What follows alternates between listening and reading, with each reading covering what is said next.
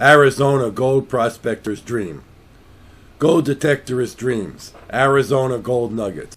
Now, before I get into the story, I should say that the San Domingo Wash is an area, about 7 or 8 miles out of Wickenburg, off of Highway 60, and just northeast of Morristown, Arizona. It's approximately 35 square miles, and it's controlled by the Bureau of Land Management. Most of the land out there is claimed up by local clubs in the Phoenix area. So if you go out there, you have to make sure that you're not on claimed property. The best thing to do if you're interested in this hobby is to check with joining one of the local clubs. Usually by doing that and paying some modest dues, anything you find on their claims you can keep. So now with that said, this area was mined for gold starting back in the late 1800s and going all the way through about 1950. It was actually one of the richest placer gold areas in Maricopa County. Now, most people think the old-timers found all the gold. Obviously, that's not true. And plus, our very sophisticated gold detectors now and more modern equipment for sifting through the dirt and the sand makes it a little more efficient for finding gold.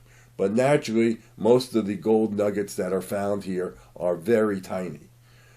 Probably much more very fine gold, like gold dust, is found by other methods, such as dry washing or crevicing. But it's always a great surprise when you're out detectoring to find a gold nugget. And gold nuggets are actually much rarer than finding just gold dust. And when you do go to sell them, they bring a premium because of the rarity value. So, with that said, let's go on to what happened to me just this last Sunday when I went out to the area and started to work in a wash that I've been in many times before.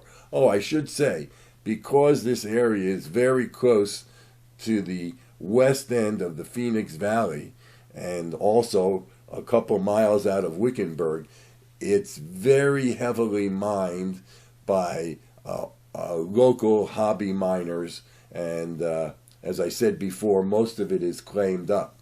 So it's really tough to find gold there now. You have to really learn a lot about it, know where to go, and know your equipment. And even with that said, you still got to be lucky. What do gold detectorists dream about? Well, that should be relatively easy to surmise. Most probably finding a huge gold nugget, perhaps one that you need help in even picking up. Or it could be about running your detector over a quartz vein and getting a strong signal. Then again, perhaps it's finding a patch of gold nuggets within a relatively small area. Well, after decades of gold prospecting out in the San Domingo Wash this last Sunday, I had one of my dreams fulfilled. Yes, as soon as I started up my detector and took just 2 or 3 steps with it, I got a nice signal by the edge of a boulder in a wash. Sure enough, it turned out to be a nice little gold nugget. I've never had that happen to me before, where the first target that I located turned out to be a nugget. But the story doesn't end there. Or should I say, the gold detectorist's dream does not end there. Because the second target that I got for the day, just about a foot away from the first target on the side of the same boulder, was also another nice little Arizona gold nugget. There's 2 for 2. Well, needless to say, by the same boulder, next I got a third target signal, very close to the second signal.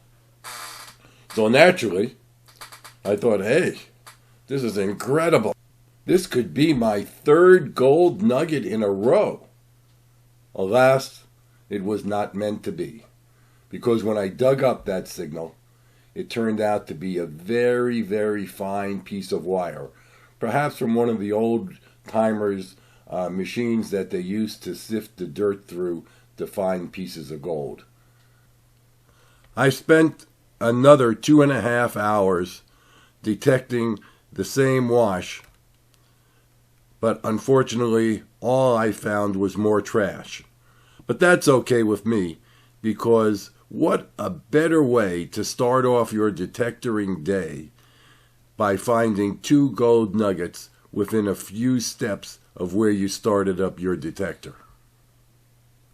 Now, not only that, this was one of the few times where I went out gold detecting and actually found enough gold that if I sold it, would pay for the gas that it took to get from home to the gold area and back home again. Now, at the beginning of this year, I was lucky enough to find a really nice nugget about, 7 miles or so away from where I found these little ones.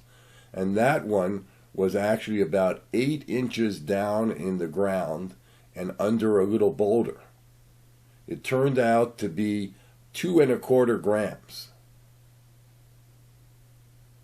Now, nowhere near the size of these 2 tiny ones that I found. But hey, they all add up.